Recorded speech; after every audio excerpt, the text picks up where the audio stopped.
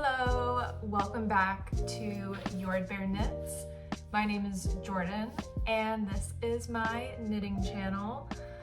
I try to usually do sort of like, they're almost once a month at this point, videos about my knitting where I follow the sort of standard podcast format of talking about any finished pieces that I have, works in progress, and then I tend to do more of my future plans versus sort of like acquisitions, just since I try to limit what yarn I buy to specific projects that I have in mind. So with that said, I'll jump into what I've been working on with a short explanation for why there has been, again, several weeks since my last video. I do wish I could be a little more consistent with these videos, and I think I'll be able to do it going forward, but about 2 weeks ago now, I actually sprained my wrist.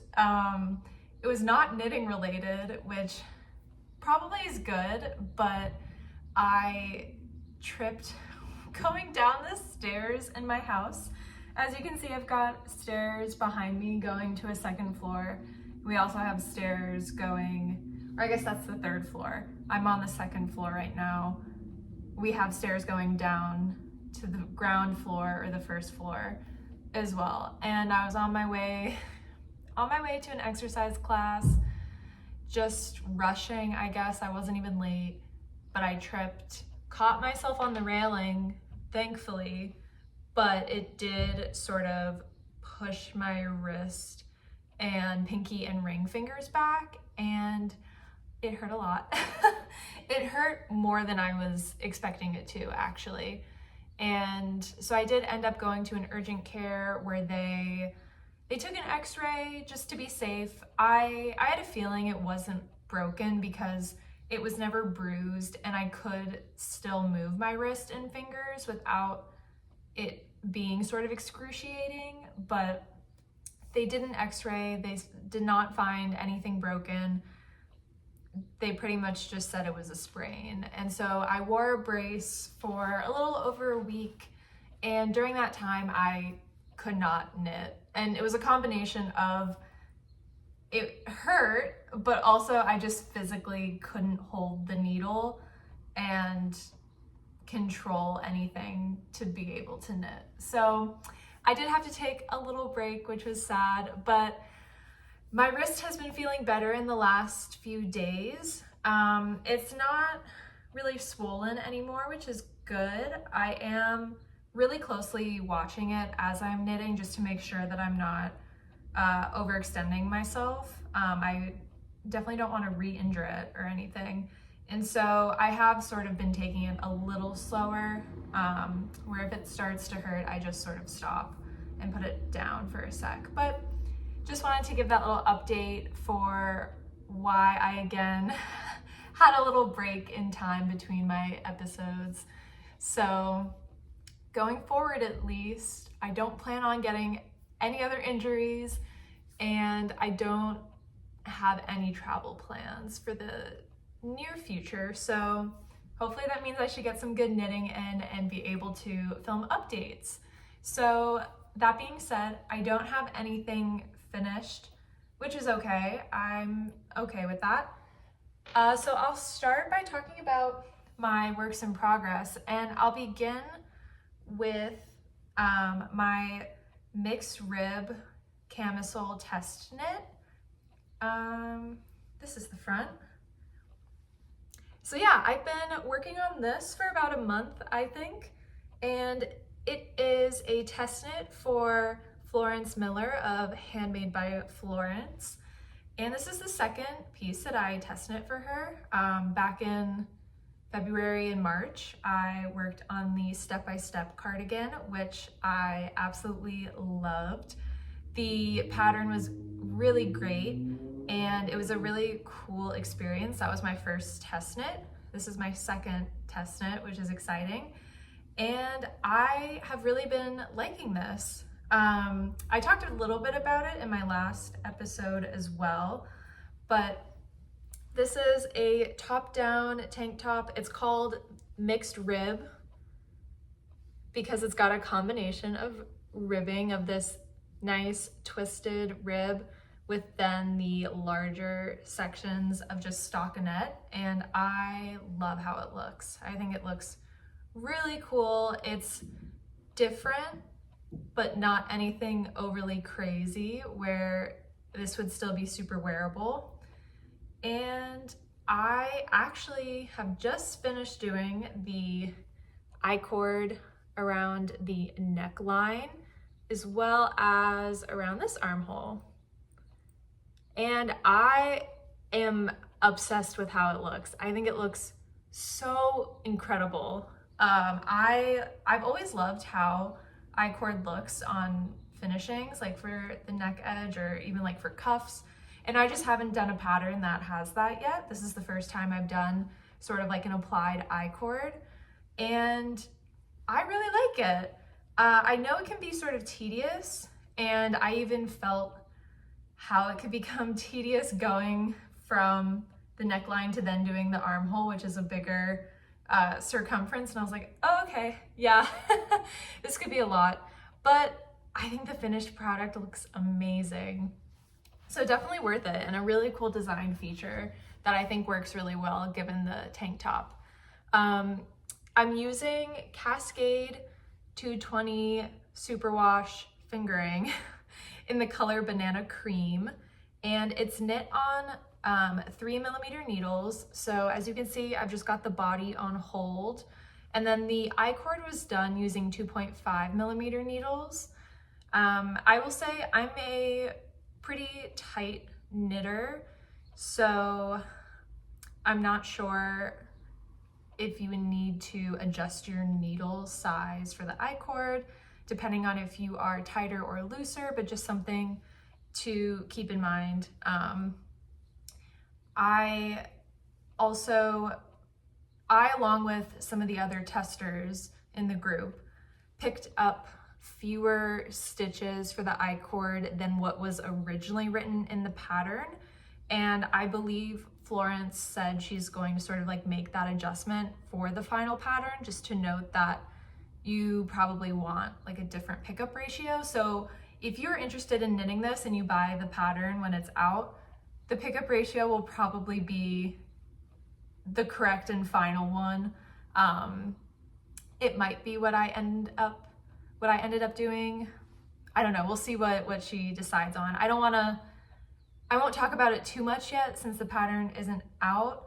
Hopefully when I have finished this and when the pattern is out to the public, I'll comment on it more if it's okay with everyone. I'm knitting the size C, and I'm trying to remember if I got gauge. I might have been a few stitches off gauge, but I figured since this is 1, a superwash yarn, and then 2, done with ribbing, so really stretchy, I wasn't really worried that it would be too small or too tight. I also did want this to be pretty form-fitting since it's a tank top. So yeah, I'm doing a size C, which is what what the pattern suggests I should knit based on my measurements, which I can put all of those down in the description box in case you're interested. I had done the size C in the step-by-step cardigan as well, which obviously has different measurements and that, you know, has positive ease, but I was really pleased with how that ended up working out. So I think the size C for this also is going to work out great. And I did actually try this on a few days ago before I had done the neckline or the armhole, and when I had probably done maybe like 2 inches less of knitting in the body, and it looked amazing. I didn't take any pictures because it sort of just came right here, and it was basically like a bra at that point, so I didn't take any pictures, but it did look really nice. And it kind of works out that I'm wearing a white shirt because a lot of times when I'm working on this, just sitting on the couch or wherever wearing other colors, it does sort of just read as cream, and obviously this is a very bright white, like this is not cream at all, this shirt, but compared to the shirt, you can definitely tell that this yarn has a bit of yellow, which is what I was hoping for. I didn't want anything super saturated because I traditionally am not really a yellow wearer, but I'm curious about the butter color. And so I figured this would be a good step. And yeah, I'm super pleased with it. I think it'll look really nice layering, like if I wanted to wear this shirt actually over it, sort of unbuttoned with this under it, I think that'll look really cool. I'm also wearing my white shorts, and I was sort of imagining wearing this tank top with the shorts as well. And I'm confirming for myself that it will look really good, I think. So that's very exciting. Yeah, otherwise though with the pattern, something that I did not talk about in the last episode, because I don't think I had gotten to that part yet, is on the side here, you might be able to see, there is optional waist shaping that has been written into the pattern. And I figured, since I did want this to be more of a tight-fitting tank top, that I would go ahead and try it out and see how it works.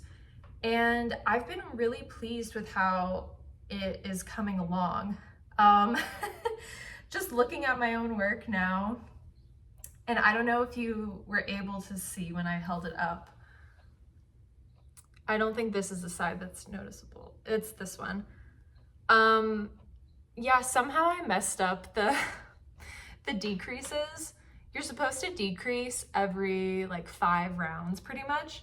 And on this side, which is on the left, I just skipped a decrease round. Like I just completely forgot to do it. So I've got 2 extra stitches over here. And then even I realized I also, somewhere here, it's like around there, I also just missed a decrease on like one side of the stitch marker. I don't know how. Again, I'm like, but I'm not really that worried about it. I'm just gonna correct it later on in the pattern. I don't think it's gonna be noticeable at all, honestly. It's just funny that that I've managed to do it twice, one on each side. So it's almost even, I guess. I don't know, oh well. But one thing that I have been thinking about doing for the tank top regarding the waist decreases is actually going in after the fact and adding back some stitches. So doing some increases again. I've talked about this in other episodes that I have a pretty long torso compared to my legs. And even though I do wear pretty much exclusively high-waisted pants and therefore a lot of cropped sweaters and tops, I want to challenge myself with this piece to actually make something not cropped and to be able to either tuck it into my shorts or just have it sit sort of on top. So I'll stand up again real quick to demonstrate. So like the smallest part of my waist is right here. My hip bone is there. So as you can see, it's kind of it's pretty long and I don't want to go all the way to my hip bone. I want to end probably somewhere in the middle of those 2 points. So like I'm imagining that it could go sort of like right above where this waistband is. So that would be probably just maybe 2 inches or so past the smallest point of my waist. I should have checked in the pattern to see how long. Actually, I will check in the pattern. Okay, I checked in the pattern and Florence has written to knit the body until it is, for my size, 26 centimeters from the cast on edge under the arm, which is, I translated or converted it on Google, and that's about 10 inches. So I actually haven't measured it yet. I've just been going on vibes and figured I would measure again. So we're gonna measure in real time right now. Okay, so I've got about 16 centimeters, or about 6.5 inches from the underarm. And so thinking about it, sorry, you guys are just coming along for my real-time measurement. So I think actually this is rough estimate, obviously, but I think the measurement that she gave is probably gonna end up being around what I was hoping for anyway. So like a lot of times when I'm doing patterns, I usually end up stopping the body knitting early, partly because I get lazy and partly because I do like the crop look. But I'm gonna try to go for the full length that she has here, just keeping in mind that I might want to add some of those increases back into the waist.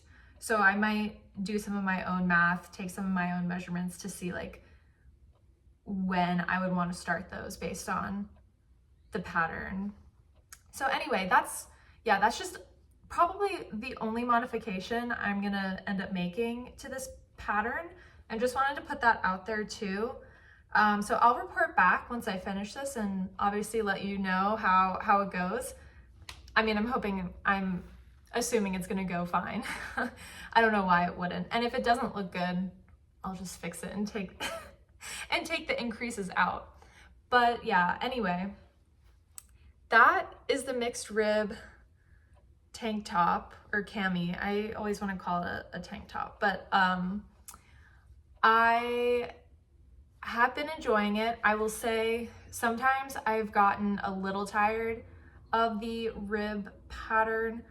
I didn't, and I'm going to talk about this more because it relates to another work in progress, but I had been working on this along with the Mega Solar Blouse by Spectacle Streak, which is also a ribbed sweater pattern. And that's 4x4 rib, just like a standard 4x4. But yeah, it was kind of just a lot of ribbing, not a lot of stockinette, and it was like I could get into a rhythm, but then I would also get bored. And then with my wrist injury as well, I feel like I lost time working on this. And as of recording, the deadline is just over a week away, and I don't know if I'll be able to finish it. It'll be close. I would love to be able to finish it by then, just because I don't like being late to things. But also I do want to be sort of cautious of my hand and not push it too hard to where it is injured in any way, obviously. So we will see. But, oh, Erwin, sorry.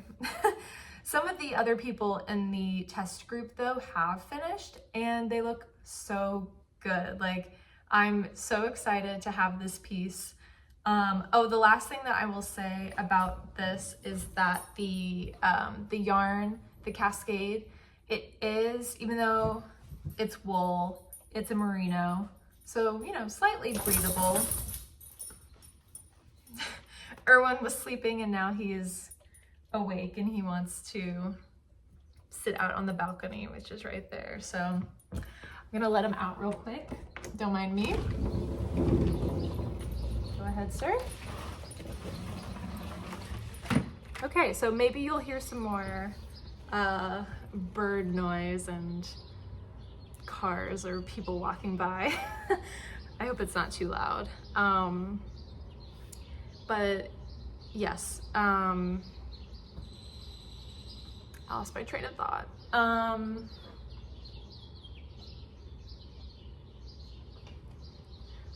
Yes, okay, because even though this is a merino and it's slightly more breathable, I was a little worried that it would be too hot to wear in the summer. But you know, because it's knit on 3mm needles and it's fingering yarn, like, it's pretty thin. It's almost, dare I say, a little holey. But when I tried it on the other night, I was so pleasantly surprised at how light it felt on my body. Now, of course, like I said, it only came to here, so it was basically only a bra, and I was just trying it on inside. So I've yet to see and feel how it is with the whole body knitted and have it, you know, go all the way on my stomach and back, but it makes me very hopeful that I will be able to get more wear out of this than initially anticipated. So yeah, very excited about that. Hopefully my next video, it will be done. I feel very confident that I'll be able to finish it by the next video, even if it's not quite finished by the test deadline. But yeah, I will move on to my next work in progress. Yeah, so like I had briefly mentioned, I was sort of just missing having a stockinette project. A lot of people seem to talk about that and share that sentiment when they're doing a lot of either like textured knits or lace knitting, or, you know, anything that's sort of out of the norm from just stockinette. And I definitely was feeling that. So I have sort of put my mega solar blouse on hiatus, we'll say, because I want to prioritize the mixed rib cami, since it does have the deadline, and I'm not going to be able to wear the solar blouse, the mega solar blouse, for probably a few months. But I did cast on a cardigan, which is counterintuitive, I guess, to what I was just saying with the mega solar blouse. But a cardigan feels slightly more wearable because if my office is cold, I can wear the cardigan. That's my reasoning anyway. But yeah, I did not even mention this in my last episode as a future plan because I hadn't been thinking about it then, but I ended up casting on the Traveler's Cardigan by Ozetta, which had been on my Ravelry queue for a while. Okay, sorry, I just had to look something up real quick.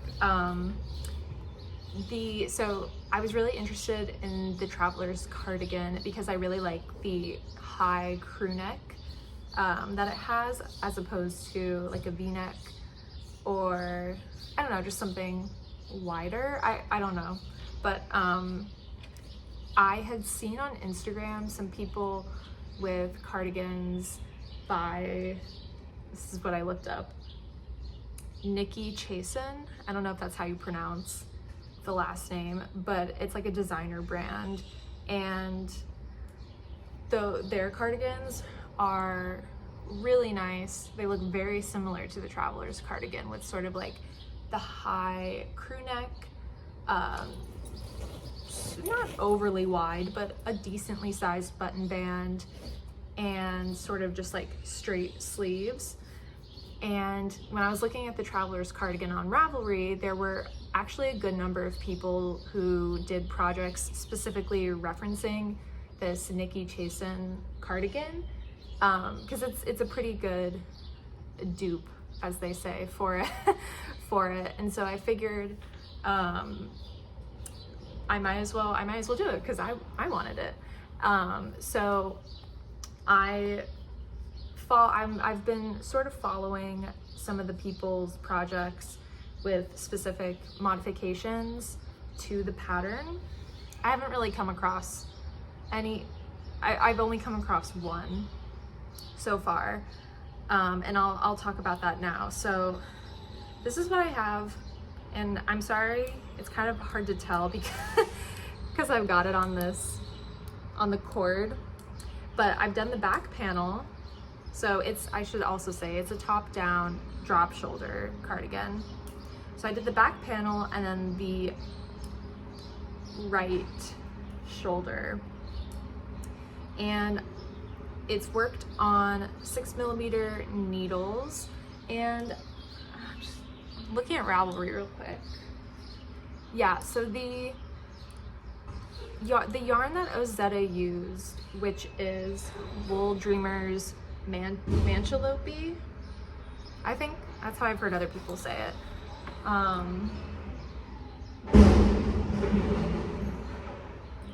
One sec.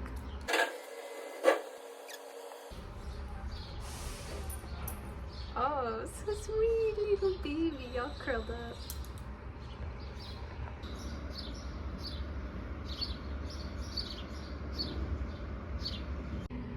Okay, I saw the truck move past. I think we were in the clear. What I was saying, Ravelry says that the yarn that Ozetta used, Manchalopes by Wool Dreamers, is an Aran weight. I know that it is, well, I think it's unspun.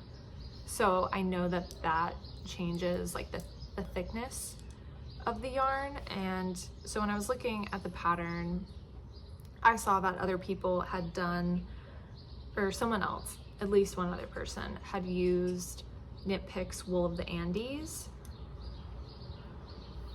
Sorry, I'm getting distracted by the outdoors.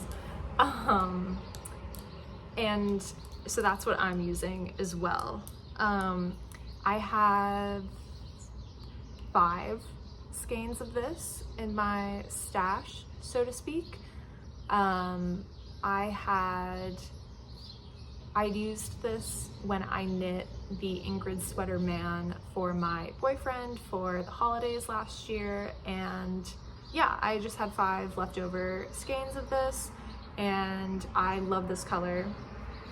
The light's kind of making it hard for the real sort of shade to come across. But it's a really beautiful sort of emerald green with little bits of black in it as well. So it sort of tones it down, and yeah, it's just a really nice sort of foresty emerald green. And I loved it on him, and I'm like, I want something in that color for myself. And so I know I'm gonna have to order more skeins, but I'm not like really worried about the dye lot or anything. I guess maybe I'll take that back once I order it, hopefully not. But anyway, yeah, so Wool of the Andes, this is a worsted weight. I am knitting it on the recommended,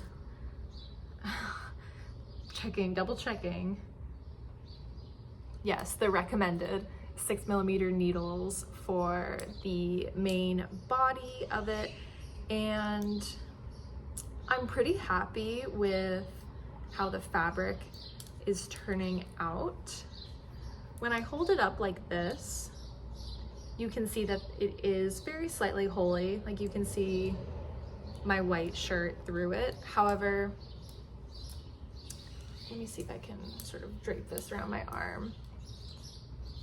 When I will actually be wearing it, you know, with something underneath, you can't see anything through it, which is great.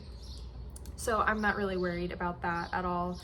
If anything, I don't need this to be a super warm or heavy cardigan.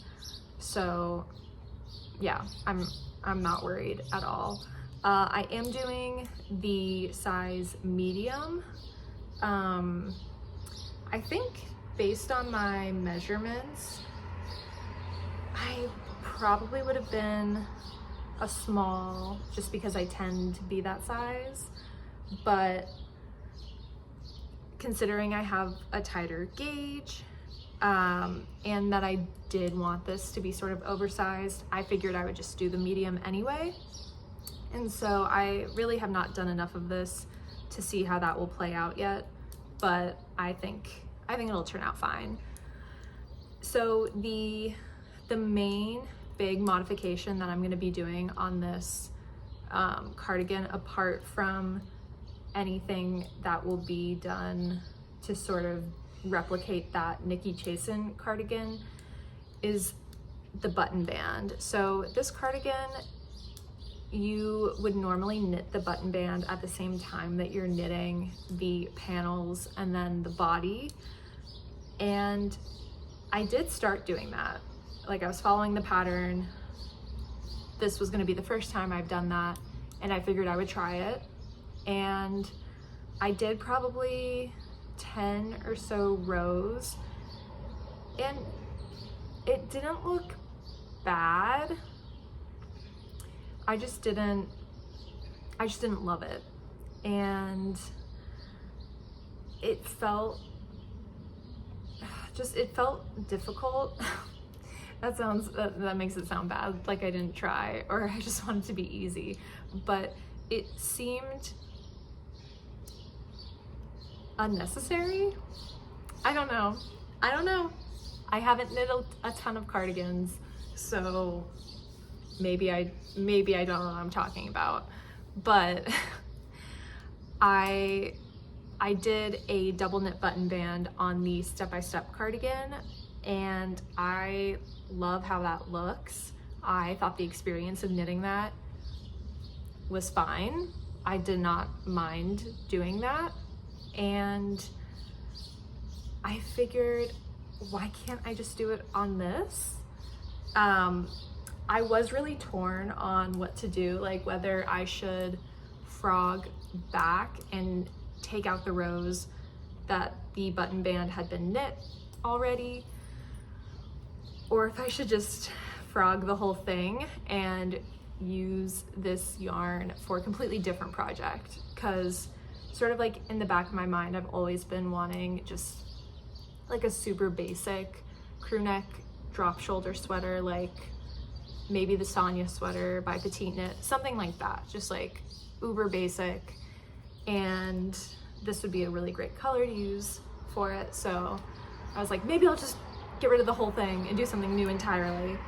But I asked my Instagram followers what their opinion was, what they thought I should do. And a majority of people said I should just frog back and then just knit the cardigan and add the button band later.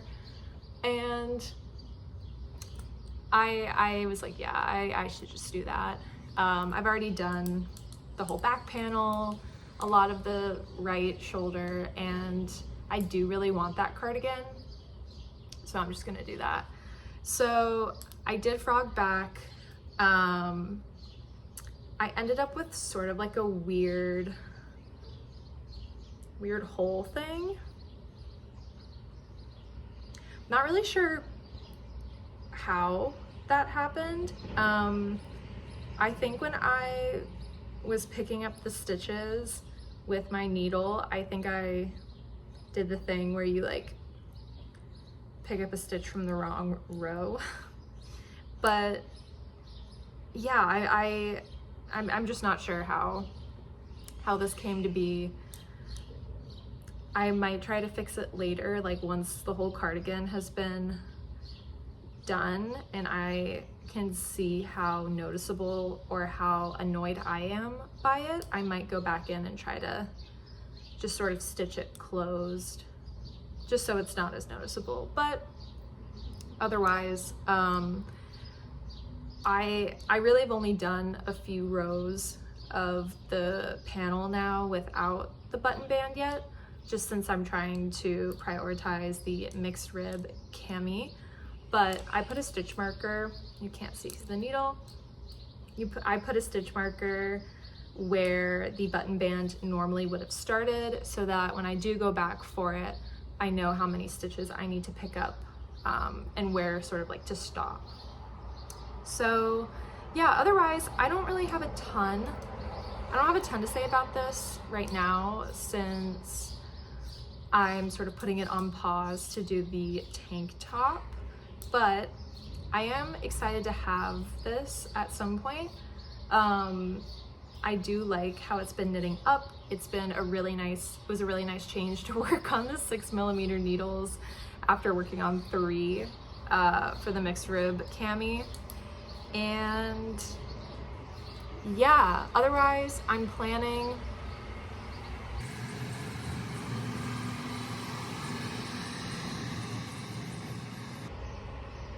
there's another truck outside being loud. Otherwise, I am planning to do 1 extra stitch, or no, I guess it would be 2 extra stitches on the button band to make it a little wider, and then split the seam. Split the seam? No, oh my gosh. Split the hem. And I'll have to go back and look at the Ravelry projects to see what else people did to modify the cardigan, but those are the 2 main things that I'm planning on doing.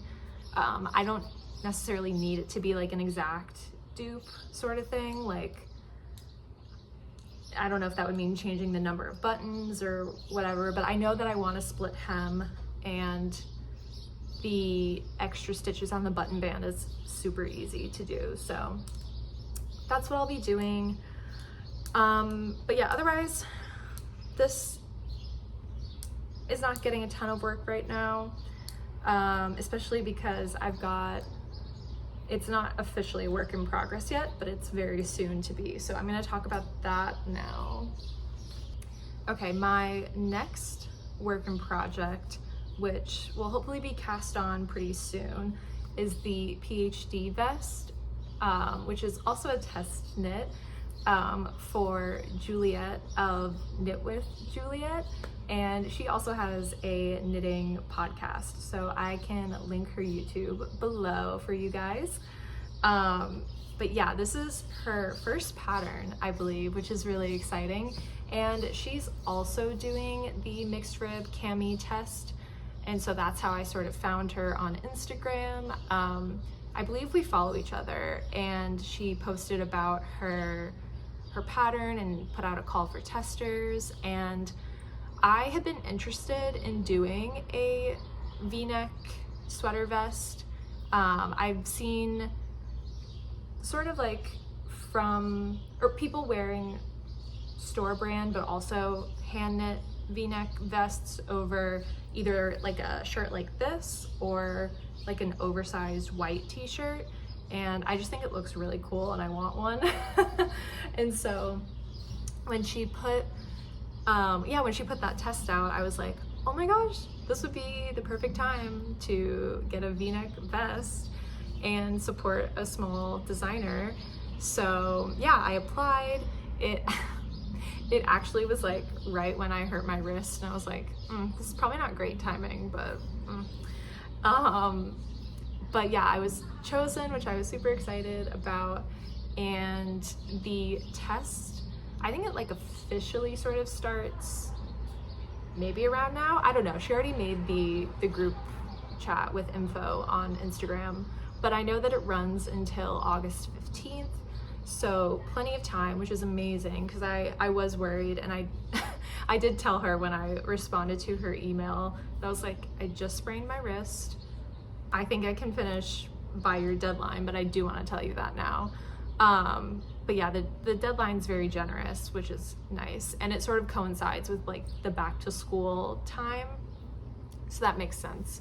But yeah, I'm really excited for it, and I sort of knew right away what yarn I wanted to use to do it. It's this, which is like amazing. It's this beautiful cobalt blue, and it's, I think the name of the yarn company is called Baah, like a sheep, Baah. And I should have looked this up, hold on. I had to look up how to pronounce, I don't know if that word. It's the name of a town in California. I know that. I had not ever heard it pronounced out loud, I don't think. Or if I did, I didn't realize it. I do not speak Spanish. Even though I live in Texas. I studied French, Italian, and Danish. So, I believe it's La Jolla. I also, in my little YouTube video that was giving me real life examples, people were saying La Jolla as well. So I don't know, but I think it's La Jolla. We're gonna say that. Sorry, slight tangent on pronunciation, but yeah, this is Superwash Merino. Yeah, 100% Superwash Merino. It is 115 grams for 400 yards, so slightly different from your typical sort of weight. I feel like it's usually 100 grams, but this one's giving you 115. And I actually traded for this on Ravelry. So my storm sweater that I made last September, October time, before I did my YouTube channel, I also was using Knit Picks Wool of the Andes worsted in the color Crane Heather. And, oh, I didn't say the name of this color. This is London Blue, if you're curious. But yeah, that Crane Heather from Knit Picks, there was like a mix up with the post and the shipping, and I thought that the package of yarn had been lost because it was taking like 3 weeks for it to arrive, and the company that they were shipping with could not provide me any information about where it was. And it was like they were using there were two different companies being used. Like there was a company that Knit Picks used that then was going to be bringing it to USPS, I think, which would then deliver to me. That's what I was understanding. And so USPS didn't know where it was. I truly thought it was lost. And so Knit Picks sent me another shipment of the yarn I had ordered, which was great. So I was able to make my sweater. And then the original package ended up arriving, and I emailed them about it, and they pretty much just said, just keep it, which was very nice. This is to say though that I ended up with, I think, 17 skeins of Crane Heather wool of the Andes, and I love my storm sweater. I love the color, but I don't need another sweater in that exact same color. And I had thought about keeping it and using it for a sweater to give to like a family member or friend, but I didn't really have any plans coming up for any gifted sweaters. And if I did, I already knew what colors I wanted to use for them, and it wasn't the Crane Heather. And so I had it on Ravelry as available to trade with someone. And so someone reached out about wanting to trade, and she had a ton of yarn, a lot of just sort of like one-off skeins, or like 2. And that would have been really difficult to do something with because I was pretty much looking for like sweater quantities. But I saw that she had this, and even though it's fingering, it was a lot, and I knew that I could do something with it, definitely like a sweater size, because all in all this is 1,200 yards, because I have 3 skeins of this, or 3 hanks. And yeah, so we traded, and I'm really happy and pleased with it, because I certainly wasn't going to use the Crane Heather again. I had been wanting cobalt blue yarn, and I just hadn't really ever found any in person that I really liked and felt compelled to buy. I also really try to only buy yarn for specific patterns, and since I didn't know what I wanted to make exactly yet with the cobalt blue, that had also sort of stopped me from buying it. But since this was a trade and I technically didn't have to pay for this apart from shipping, I figured I'm just gonna get the blue. I'm gonna keep it in my stash because I know that I want to use it eventually. And so it worked out. I see why people like having things in stash for when projects just sort of come up. But yeah, anyway, getting back to the vest. It's knit at a DK weight gauge, so I think it's 19 stitches for 4 inches, knit on 4.5 millimeter needles, and I'm going to be doing the size D.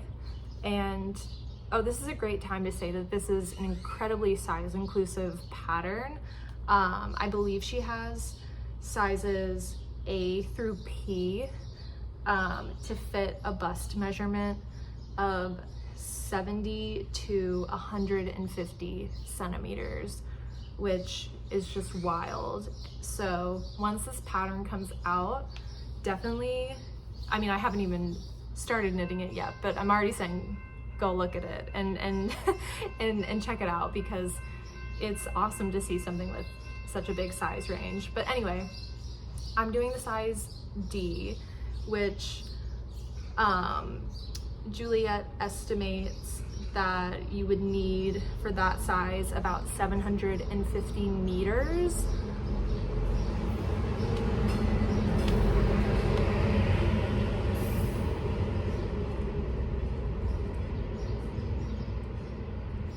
Sorry, just had to pause again because there's like one train that goes through Austin and we live right by it, and it just went by, and it's not that loud, but I figured it would probably disrupt the video. So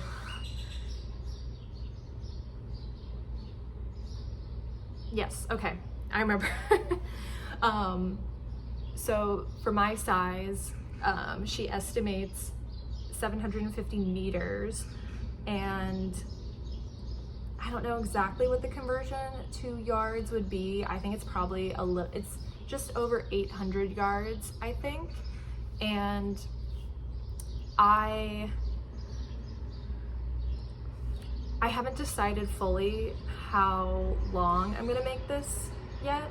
You know, I was just talking about how I always crop things, but for this one, I think I would probably want it slightly cropped, but I'm not sure if I could get away with 600 yards. So I did gauge swatch with this, and I pulled from the center of the ball for one strand and then was just unraveling from the outside with the second and was holding them double to see what that looked like, to see like what my gauge was like and what that fabric felt like. And sort of I ended up being kind of happy that I didn't love how that fabric was turning out. My gauge still, I still don't think I got 19 stitches. Like I think I had around 21, which it might have blocked out to 19, but I didn't wash it. But I just didn't like how the fabric felt either. Like it was a little bit stiffer than what I would have wanted. I do want sort of like a drapier fabric, and so I figured holding it with mohair would probably be a good option. And I have some leftover drops kid silk in black from when I knit my step-by-step cardigan, and so I figured I would just hold it with this, even though I'm not going to use a black mohair, but just to see like what that fabric felt like. And it was a lot better. I already unraveled it because I want to be able to use this yarn, even though I'm probably gonna have more than enough now. But yeah, I unraveled the swatch and just ordered, I don't remember the exact color name. I'll find it once it arrives and I talk about it again, but it's pretty much like a cobalt blue. from drops, and so that should be arriving pretty soon. We have to order it from Wool Warehouse, so it's coming from the UK, but I'm really excited for that. I mean, even just holding it now, like, I'm very glad I chose to wear this shirt in this episode, because I mean, wearing the vest over this, it's gonna look so good, and the lighting isn't really good, but I feel like it'll be really nice for my eyes as well. I've got sort of like bluish grayish eyes, and so I feel like this, when I wear this, it'll really pull the blue out of them. So yeah, I'm really looking forward to casting that on. So yeah, that is all I have for now. Sorry that I got all sort of cut up in the middle with all of these outdoor sounds. But yeah, I hope the any bird noise that you hear, I hope that was nice at least. There's a ton of birds around the apartment, and it's so nice to listen to them throughout the day. But yeah, anyway, thank you guys all for watching, for sticking around. I did read some comments on my last episode where I was talking about the neckline in my blouse number 1, and I just have not gotten to it yet. So if you missed it, basically, like, the neckline is just a lot more open than I wanted, and I was asking people, like, do you think, should I sort of seam up some of the sides, or should I just try to go in with like an electric, oh my gosh, elastic thread to sort of pull it together and close it up? And some people suggested elastic thread. So at some point I am going to do that. Like you might already have guessed, I'm trying to finish the cami, and then I definitely want to get started on this, since it also is a test, even though it does have the generous deadline. But I do think it'll be really cool and beneficial for me to try sewing in the elastic thread to that shirt, because I've never done it before, and I think it'll be a good experience, and I do think it'll help. So yeah, I just want to say thank you for people who did leave comments. I did see them, and I appreciate the advice. So yeah, that's it for today. Again, thanks for joining. Happy knitting, and stay cool if it's hot where you guys are. Bye.